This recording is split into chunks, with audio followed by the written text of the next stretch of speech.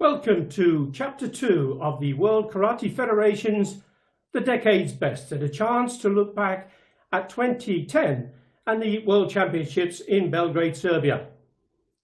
Today's program features the female minus 68 kilogram in the bronze medal bout and also the male minus 75 kilogram gold medal bout. Looking forward to that, and to help bring that back to life, we'd like to welcome former world champion David Benatello and Kumite star Vicky Panizzeru. Hello, guys. Hello. Hi, Vicky. Nice to see you. Hi, Davide. Hi, Billy. Very nice to see you both.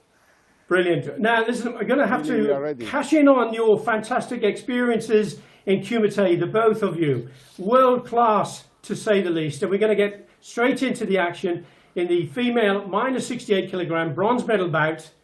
And hopefully you're going to be able to help us go through the action and to see your view of the bout between Egypt's Heba Abdelrahman. And she was a bronze medalist. It is my category. And she's up against some tough opposition here from Turkey in Hafsa Seida. And no doubt, Vicky, you know both of these fighters. So yeah. I think you can give us a bit of an insight of what you know about them and what we can expect to see in this bronze medal bout in the World Championships. Both girls are very strong with Yakuzuki Jodan, counter and as an attack. And Seida, Turkish girl, she has a really good front hand. See an example now coming straight on the back of you mentioning that Zuki. I think the other thing we have to think about is that there have been many changes in the rules of competition. And David, if I can just ask you to highlight some of those. One, for example, we have the bouts were for 3 minutes. And that, because it was a bronze medal bout, it was a 3-minute bout. But generally, they were 2-minute bouts, weren't they? Yes. In this period, the finals was 1 minute more than the usual rules. And so in this case, the finals is 3 minutes, as it's happening now with the new rules for the Olympics. So this is an Olympics match also. And of course that changed, as you say, completely not too long after 2010. And there was some concern about whether or not the female athletes were going to be able to work for that other minute. But Vicky, I know that is something that would really rattle your cage, and you'll be saying absolutely no way, because you are top class, world class athletes, aren't you? Yes, and now the difference is also that we have the sensu. So in that case right now it's 1-1. So it's nobody has the lead. So right now, yeah, a lot of changes happened, and it's for me it's better how it is right now. The rules are better. And if you saw two of the athletes going in at the same time as we just did, then only one of them in 2010 could score the point. Now, of course, two judges each, they can both score at the same time, can't they? Yes, and that is for me more fair. Because it can be, if it's same time, it can be in the judge of the referee who he or she show faster. So it's much more. It's much for me as an athlete. I find it better right now. Also with the card. Yes, and in 2010, the coaches couldn't put in a video challenge either, could they? So there's been huge changes since that period. And Davide, if I can just come to you, we were operating the 3-judge system back then in 2010, and the no sensu, as Vicky said, and the referee could also give a point as well as warnings and penalties. But the competition, the strength of the athletes, the fighters, we saw a little bit of a contact violation there from Abdelrahman. But for you, do you think it's safer now in competition than it was even back in 2010? Look, to say safer or not depends on the bouts, but for sure it's more fair. because now we have 4 judges seated, and there have to be 2 flags to give the points from the judges. So this is much more fair, in my opinion. And about safety, I think that our equipment didn't change so much from that years. So the safety are very important things for the World Karate Federation, and our competition are very, very safe in this moment. And also because the IOC is very strict for the safety of the athletes, and we are in the correct way for sure in this. And Vicky, you were saying about both of these fighters are punchers. We have seen a couple of attempts at kicks, but not serious one. But there is again a very strong counter punch from Hafsa Saida, and she's obviously created a bit of an issue here for herself. You see that powerful punch going into the face there, and she's knocked her opponent down to the tatami. And in 2010, the referee could recommend a higher level of penalty that would have that time given points away. How do you feel about that, Vicky? Okay, honestly, I think it's much more fair now, because if you get a point, you get a point because you scored, not because, let's say, you got a hard punch or something. And in this position now, yeah, of course, it's a really hard punch, and it's not allowed, and it's not safe, of course. But on the other side, all the athletes, we think it's more fair that the other athlete that got the punch, let's say, doesn't get a point because of that. So I believe, yeah, it's much, much better now, how it is, the rules. I think also, David, you share this. Now, we see the referee invoking a Hansokachui for a contact violation, which means at that point, Wazari goes to the other side. So now, from a position of winning, we find Abdelrahman now in the lead because of that 2 point. And how do you feel about that, David? Because that's changed, hasn't it? Yes, this change, as Vicky say, is much more fair. Now, to get the point, you have to make the point on the tatami. It's not the referees giving you a gift, and this is much fairer for the athletes. So I agree with these rules, 100%. Because in this situation, quite clearly we saw in the last few seconds, what was going to be a bronze medal for Egypt was lost because of that contact violation. Yes. And in only the last seconds. And yes. It's hard also for the audience to understand, I believe. So it is much, much better now. So I'm happy for that.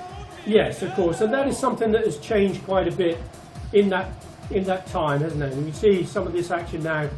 Strong takedown. Of course, using both hands. That's not the case now either, is it, Davide? Because the fighters can only use one hand to do a takedown.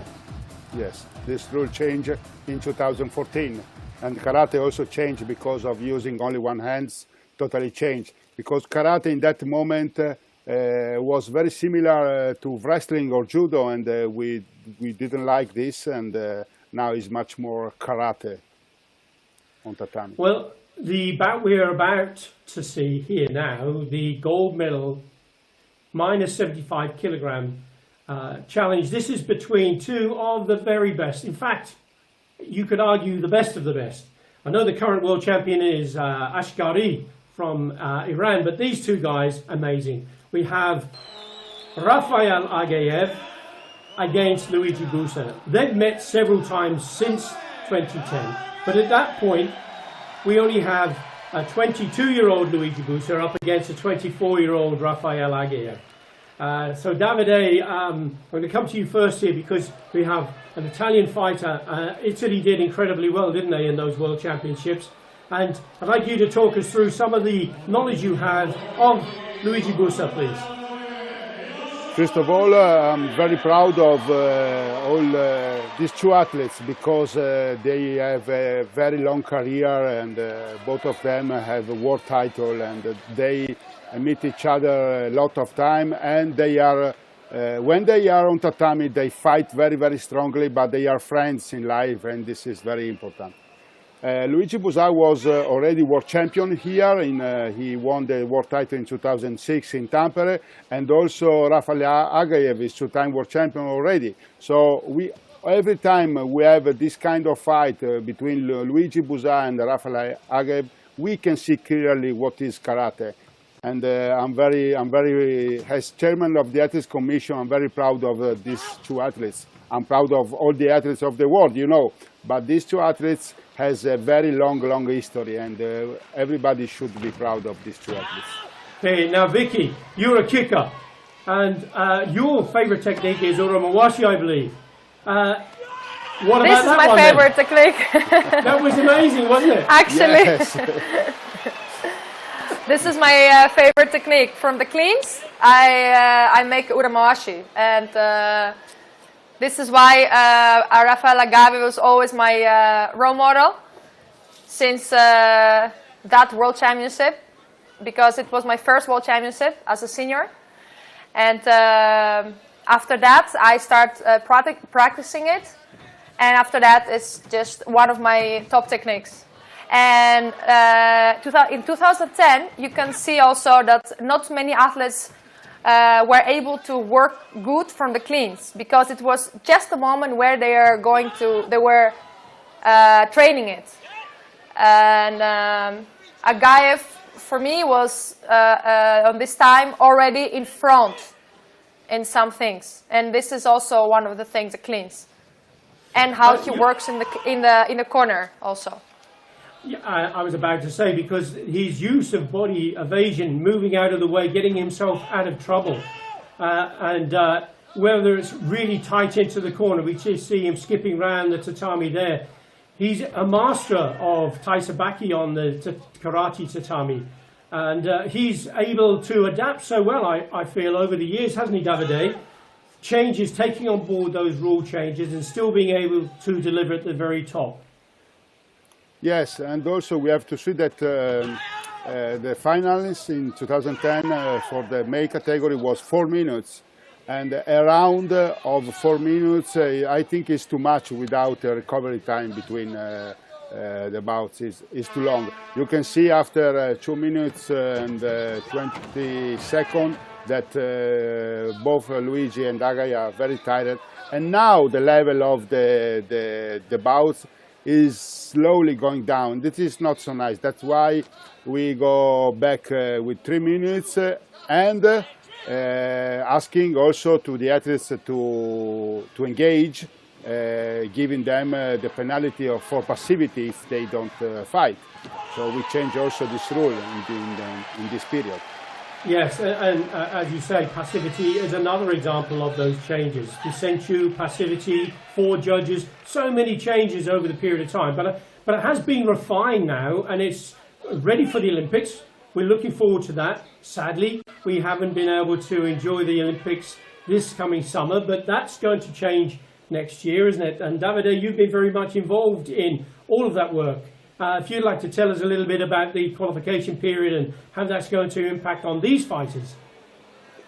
Look, unfortunately we have to ask to our athletes to wait 1 more year. We are very sorry, but the world is crazy in this period, so our athletes can wait for 1 year. We are ready for Tokyo. We change many of our rules. Our athletes are ready. The Olympics qualification period was very long. And now, in the last month, we implement the qualification period with 2 new competitions that, because of this pandemic, we had not the possibility to take it.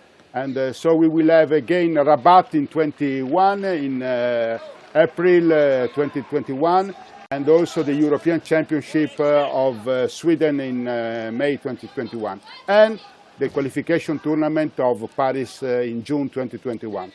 So we have to be calm and to wait some more months and to go deeply again in our karate world with these best athletes ready to perform after a period of rest that maybe all the athletes all the world needed in this period. I'm very curious to see the level of concentration of all the athletes after a period of lockdown, and but I hope, but I'm sure that all the athletes will be ready for the change level, for be an Olympic champion.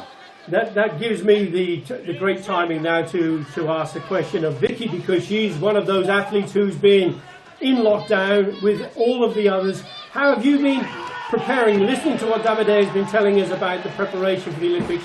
How do you feel about that, and how is the lockdown going for you, Vicky? I tried a lot to keep my nutrition in a good level. I was trying to not gain weight, which was hard because if you stay in one house the whole day, the only thing you're thinking is eating, eating, eating. So, but I managed, and I had a plan every day. I was taking a walk in the night because it's more safe, and we were able to do that. And also I was training every day as much as I could with all the equipment I had, and it worked pretty good. Of course, I'm not ready to compete right now, but I'm in a okay level. And I believe... But you will be. For sure. And I've seen also other athletes on social media that they have been doing the same. They kept training as much as they could in the house. They found some ways. Some people posted like really funny ways and creative. And it's good to see. And sometimes we did share some ideas with the other athletes. And it worked pretty good. Fantastic. Well, the two athletes that we were just watching back in 2010, we could see Rafael Aghayev adding yet another gold medal and a world title to his. Between 2010 and coming up to date, Luigi Busa beat Aghayev in the European finals in 2019. And the tables were turned in the Dubai only recently, where Aghayev won on a 2-1 decision. So those two fighters are going to be very, very close going into the Olympics. We could be looking at an Olympic final, perhaps, Davide. Oh, I don't want to say this. Maybe, for sure, they are top athletes, but there are other 75 kilo ready to take the Olympic title. There are indeed. Well, yes. We've come to the end of our program here, and hopefully you'll be able to join us again, please, for the next visit of the best of the decade from the World Karate Federation. Thank you, Davide, and thank you, Vicky, and until next time, bye-bye. Thank you, Billy. Bye. Bye-bye. Thank you.